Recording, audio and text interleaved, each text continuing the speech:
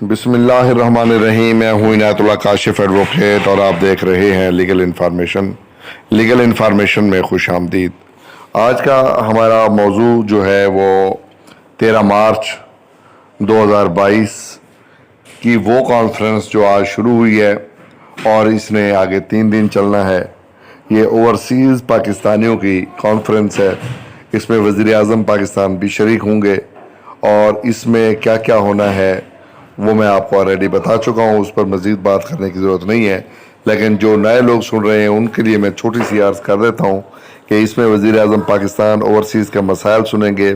اس کے ساتھ ساتھ اوورسیز قوانین پر بھی بات ہوگی. اس کے ساتھ ساتھ اوورسیز کے تحت جو ادارے کام کرتے ہیں ان پر بھی بات ہوگی، یعنی EOBI وغیرہ. اور اس کے ساتھ ساتھ جو ہے سب سے اہم اس میں جو ہے وہ لیبر پالیسی کا اعلان ہے کہ وزیر اعظم اس کانفرنس میں جو ہے وہ لیبر پالیسی کا اعلان بھی کریں گے. EOBI کی پینشن کے حوالے سے بھی یہاں پر بات ہونی ہے اور یہ باقاعدہ طور پہ آفیشیلی پریس ریلیز جاری ہو چکی ہے ڈاکٹر سید طارق محمود الحسن کی جانب سے، جو کہ مشیر خاص ہیں اوورسیز کے حوالے سے وزیر اعظم پاکستان کے. جیسے پہلے جو تھے وہ زلفی بخاری صاحب تھے، اب یہ باقاعدہ طور پہ جو ہے اوورسیز پر وزیر اعظم پاکستان کے مشیر ہیں. اب جناب آج یہ پریس اب کہہ لیں کہ یہ کانفرنس کا جو ہے وہ باقاعدہ آغاز ہوا ہے اور اس آغاز میں جو ہے بہت ساری چیزیں جو ہے وہ زیر بحث لائی گئی ہیں. اس سے اوورسیز پاکستانیز کا گلوبل کنونشن شروع ہو رہا ہے جس کے لیے پوری دنیا سے 1000 سے زائد نامور پاکستانی اور حکمران جماعت PTI کے عہدیداران وہ اسلام آباد میں پہنچ چکے ہیں. برطانیہ، امریکہ، کینیڈا، آسٹریلیا، نیوزی لینڈ، یورپی ممالک، خلیجی ممالک، مشرق وسطیٰ کے ممالک سے آنے والے یہ تمام لوگ جو آپ کو نظر آ رہے ہیں اسکرین پر،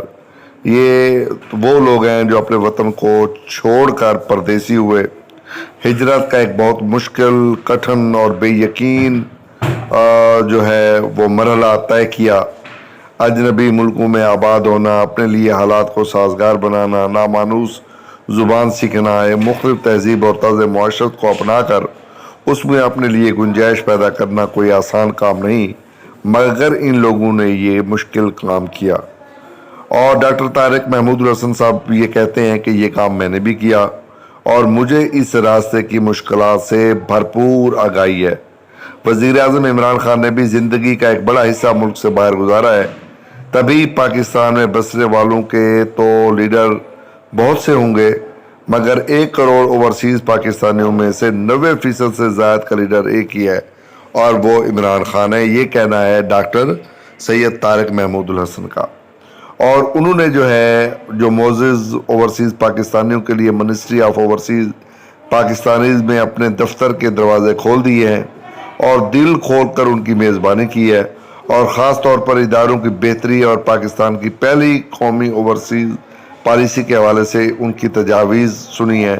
وزیر اعظم کے معاون خصوصی اور ان کے درینہ دوست صاحبزادہ جہانگیر کو بھی خوش آمدید کہا گیا. آج دوپہر 1 بجے یہ کنونشن سینٹر میں اپنے خصوصی خطاب میں جو ہے انہوں نے بہت سارے اعلانات کیے ہیں اور ابھی اس اعلانات کی تفصیل جو ہے وہ آ رہی ہے. جیسی آتی ہے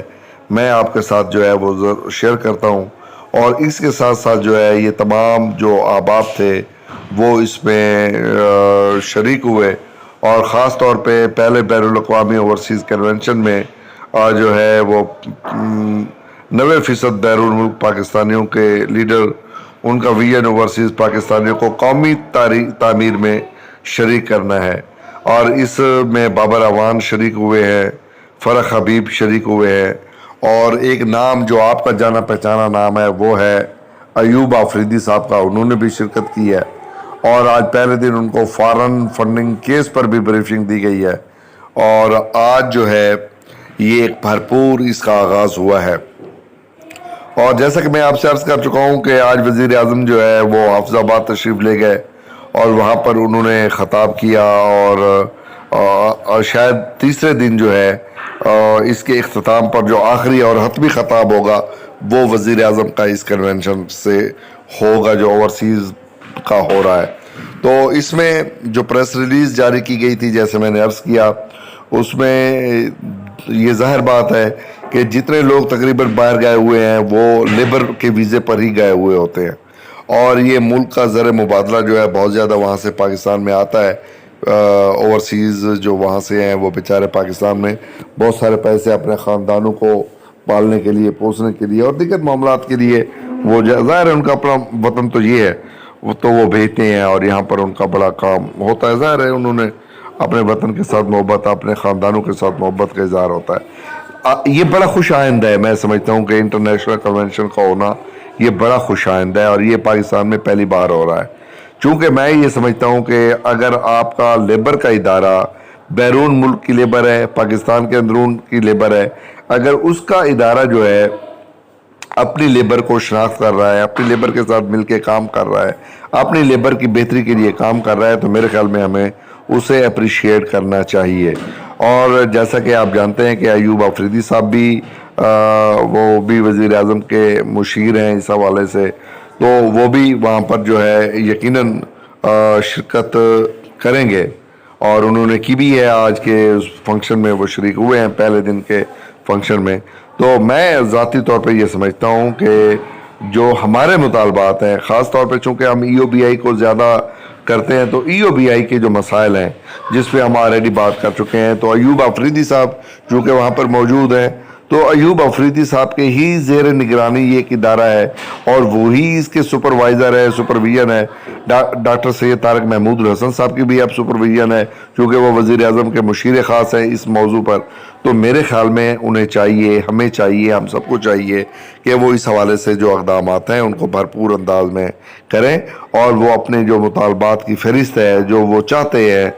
جس قسم کے ارینجمنٹس انہوں نے کیے ہوئے ہیں، وہ وہاں پہ اس پر اس کا اعلانات بھی کروائیں اور اس پر تشہیر بھی کریں، تاکہ لوگوں کو اس حوالے سے بہت زیادہ فائدہ ہو۔ اور لوگ جو ہمارے ای او بی آئی کے بہت سارے پینشنرز ہیں، وہ امریکہ میں ہیں، برطانیہ میں ہیں، کینیڈا میں ہیں، یو اے ای میں ہیں، دبئی میں ہیں، سعودی عرب میں ہیں۔ میں تو رابطے میں ہوں، مجھے تو ہزاروں کی تعداد میں ان کے فون آتے ہیں، ان کے مسائل حل کرنے کی کوشش کرتے رہتے ہیں۔ تو میں ذاتی طور پہ جانتا ہوں وہ کس قدر ان کے مسائل کو ایڈریس کرنے کی ضرورت ہے۔ تو یہ ڈاکٹر سید طارق محمود الحسن کی جو کوشش ہے، کاوش ہے، یقیناً قابل ستائش ہے، لیکن اس کو